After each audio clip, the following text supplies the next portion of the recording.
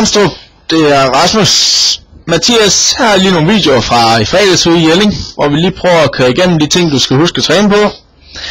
Hvis vi prøver at starte med opstillingen, så var der det der, hvis vi kigger på billedet over til venstre, så skulle vi huske det der med, at sjoveren her, den skulle vi altså lige have trukket lidt mere over til venstre, sådan vi kan se den ned mellem armene her. Det var sådan set det, der lige var med opstillingen.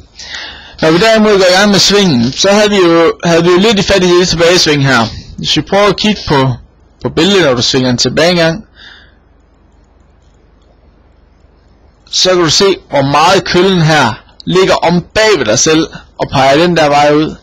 Og når vi er hernede i selve takeawayen fra starten, så kan du se, hvordan dine arme, de bevæger sig væk fra kroppen og opad og ruller. Så det vi har snakket meget om, det er, at vi skal prøve at se, om vi kan holde hænderne inde på den her linje på vej tilbage, i stedet for at køre uden for linjen på vej tilbage. Og så skal vi have dig til at sætte i hænderne. Og når jeg siger sætte i hænderne, så prøv at kigge her, så er det vinklen mellem dine hænder, vi snakker om. Hvis jeg kører lidt videre tilbage, så kan vi se, den bliver ved med at være forholdsvis lille. Allerede her, der skulle den faktisk gerne have været næsten deroppe med hænderne, eller med skaftet. Så det er virkelig der skal gives en skalle nu her næste stykke tid, med at få den der køl sat op.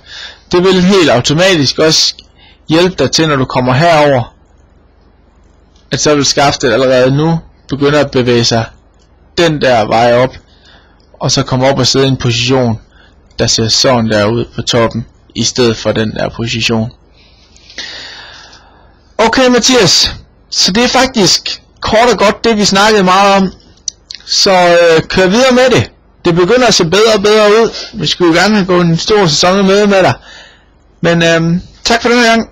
Hej då.